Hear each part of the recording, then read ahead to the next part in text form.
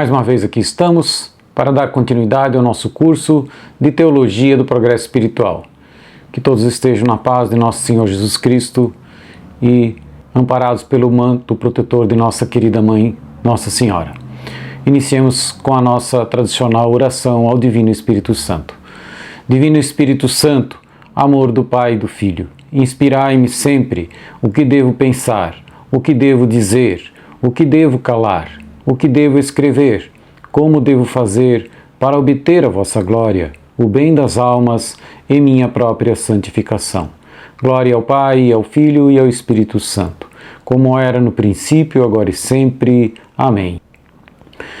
Hoje, dando continuidade aos pecados capitais, ao estudo dos pecados capitais, falaremos sobre a luxúria e a gula, que estão associadas ao corpo.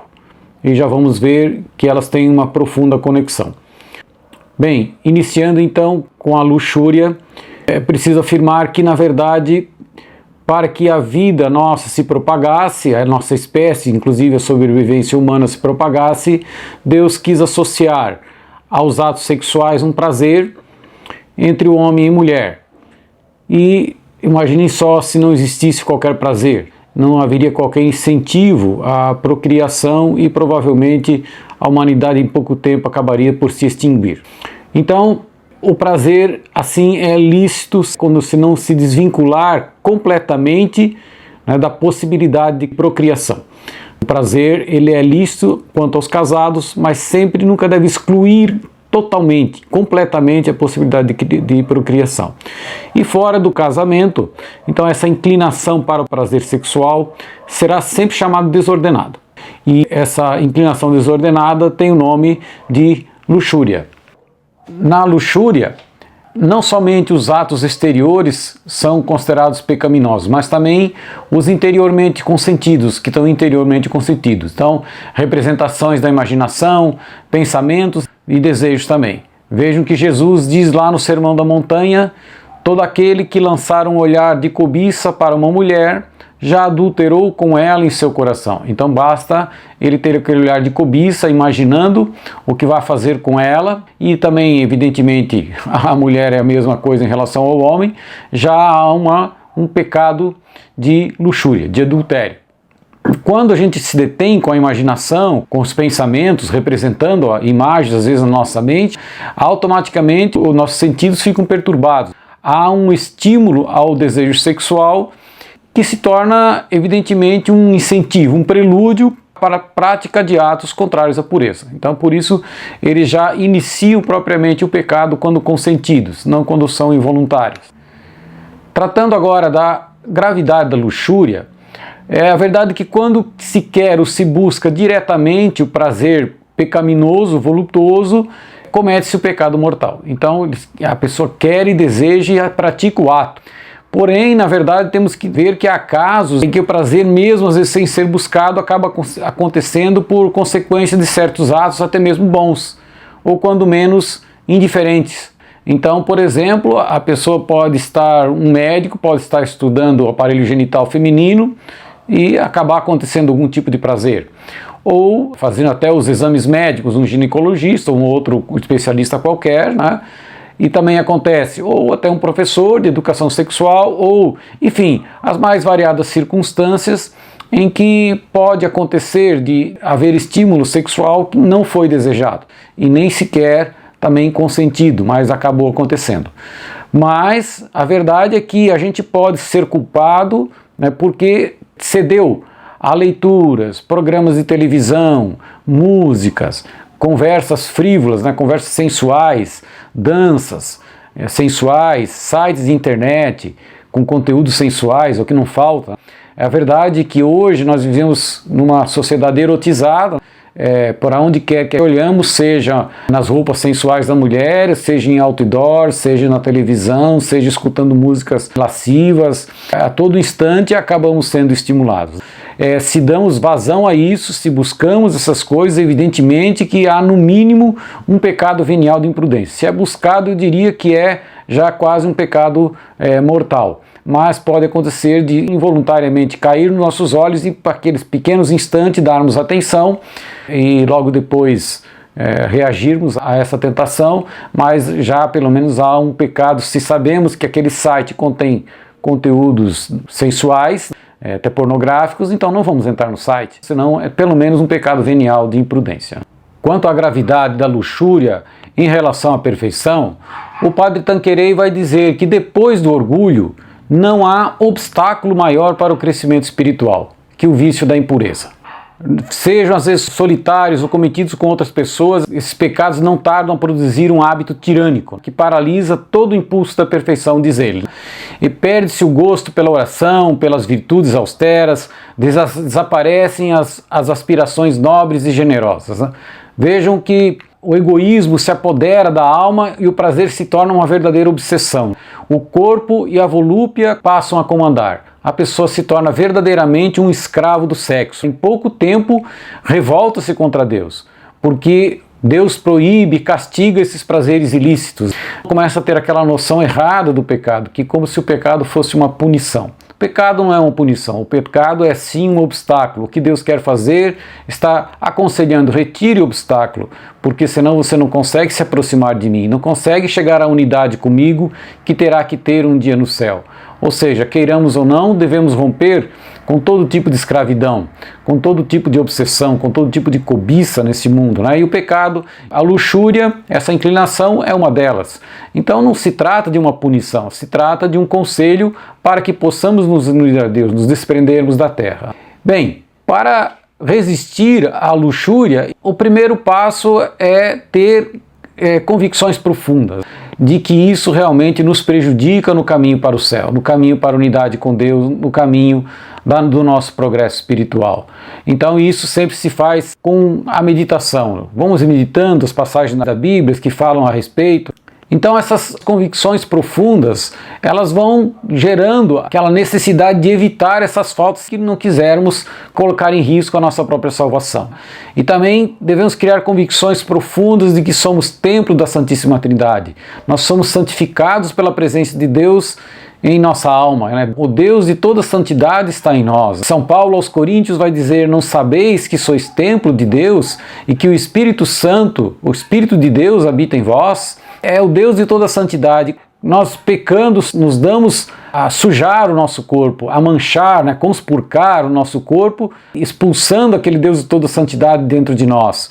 Além disso, também somos membros do corpo de Cristo e fomos incorporados a esse corpo de Cristo pelo batismo. Então é como se somos um membro gangrenado, né, podre, que já não serve para nada à medida que pecamos gravemente, e a luxúria é um dos pecados. São Paulo aos Coríntios também vai dizer: glorificai, pois, a Deus no vosso corpo. Então nosso corpo foi feito para a glória de Deus, não deve ser usado para o pecado.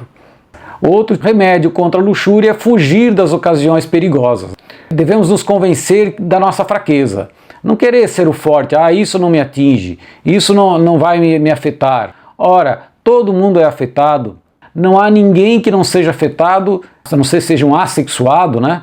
Mas normalmente as pessoas são afetadas assim, queira ou não, pela atividade sexual, pelo estímulo sexual, né? Então isso dificulta muito às vezes depois, diante das tentações, quando você estimula a sexualidade dentro de você. Então fugir o máximo possível das ocasiões. Se eu sei que um ambiente é impróprio, que vai estimular muito, não vou. Se eu sei que aquele filme tem cenas sensuais, não assisto. Se eu sei que aquela música não me faz bem, também não ouço. E assim por diante, para controlar e manter a nossa castidade, não se deixando levar pelo pecado do sexo. Outro remédio é mortificação. Já vimos sobre a mortificação da visão, da audição, do tato, da memória, da imaginação. Todos eles podem ser utilizados para esse domínio, sobre essa inclinação para a luxúria. Uma mortificação muito eficaz, diz o padre Tanqueray, que é aplicar-se com constância e energia aos deveres do Estado, aquilo que precisamos, ao nosso estudo, ao nosso trabalho, aos nossos afazeres do dia a dia, para distrair a nossa atenção. E Santo Agostinho, quando já falei também a respeito da mortificação, diz que o jejum acende a luz da castidade, ou seja, ele faz fortalecer o nosso controle sobre nós mesmos. Por quê? Porque vejam que o jejum trata muito da alimentação, mas a alimentação está muito relacionada com o corpo e a sexualidade também está relacionada com o corpo. Então ambos têm sua origem no corpo e à medida que praticamos o jejum, dominamos o corpo e temos uma vontade fortalecida e isso exerce uma influência direta também sobre o controle da luxúria. Então ele recomenda muito o jejum para controlar também a luxúria. Além disso, é claro, como sempre, oração e sacramentos. O Concílio de Trento nos ensina que Deus não nos manda o impossível. Embora seja, principalmente na juventude, algo difícil às vezes de controlar, Deus não manda o impossível. Ele quer que a gente faça o que podemos, o que a gente tiver a nosso alcance. E aí pedir a graça para aquilo que não está ao nosso alcance. Então, se não estamos conseguindo, sim, vamos fazer esforço, aquilo que estiver dentro do nosso alcance e rezar para conseguir nos libertar dessa inclinação que às vezes é tão obsessiva, tão dominadora dentro das pessoas. Era o que tínhamos para falar sobre a luxúria. Agora trataremos da gula, que, como eu disse, tem uma boa conexão com a luxúria porque trata do controle do domínio sobre o corpo. A gula é um abuso do prazer lícito que Deus quis associar ao comer e ao beber, que são meios indispensáveis para a nossa sobrevivência. É a mesma coisa que a luxúria. Se não tivéssemos nenhum prazer na comida, não nos estimularia a comer e seria muito fácil cair na desnutrição, nos enfraquecer a ponto de morrermos mais facilmente. Mas a desordem é a mesma da luxúria, ou seja, é buscar o prazer como um fim em si mesmo. Não estou pensando em me nutrir e me alimentar, eu quero só o prazer da comida e excluir a questão alimentar. Então, isso é seguir aqueles que fazem do seu ventre um Deus, como diz São Paulo. Existem várias formas de gula. Aliás, a gula é um dos pecados mais consentidos socialmente. Existem até confeitarias e padarias. Já vi uma chamar Santa Gula, outra já vi chamar o pecado da gula. Então, há um consenso que isso não se trata de um pecado grave. De fato, na maioria das vezes não é grave, mas isso não quer dizer que não impeça o nosso progresso espiritual. Então quem quer progredir espiritualmente começa a ficar atento a esse tipo de coisas também. Existem várias formas de gula. A primeira, diz o padre Tanqueray, é comer antes do tempo, ou seja, comer sem ter necessidade, pelo simples prazer de comer. Então é aquele prazer que eu quero ter e não tem nada a ver com a minha alimentação. É claro que isso temos que exercer algum tipo de tolerância, também não é qualquer coisinha, mas é mais no sentido de se empanturrar sem a mínima necessidade. Às vezes um pequeno café não é isso que vai gerar uma gula. Outro tipo também é a suntuosidade na alimentação, ou seja, buscar pratos requintados, finamente preparados, decorados, tudo para já comer até com os olhos, como se diz, para aumentar o prazer na alimentação.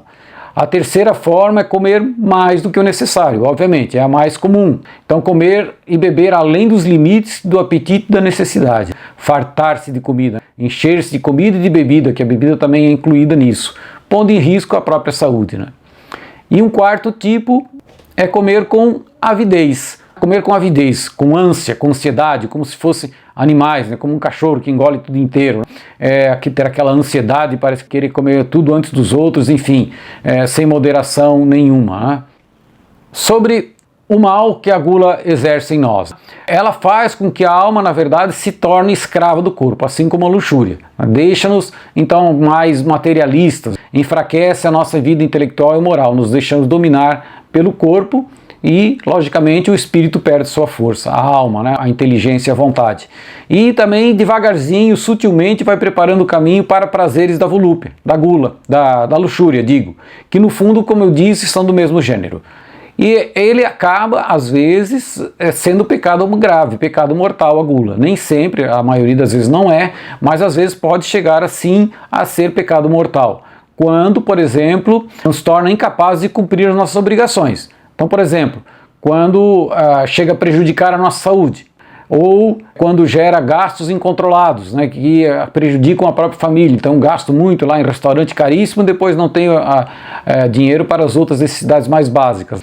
Ou então, quando viola a regra de jejum, de abstinência estabelecida para a igreja. Hoje está um pouquinho, só quarta-feira de cinzas e sexta-feira santa, e nem isso se faz. Ou então, ainda quando nos impede de ir trabalhar, nos impede de ir à missa, né? Bebeu demais, no dia anterior está de ressaca, não sai da cama e perde a missa. Então também chega, aliás, a bebedeira quando sai do controle de si mesmo sempre será um pecado grave. Mas pode ser que não saiu do controle, simplesmente tomou demais, que deu aquela ressaca e no dia seguinte deu dor de cabeça e não sente condição de levantar.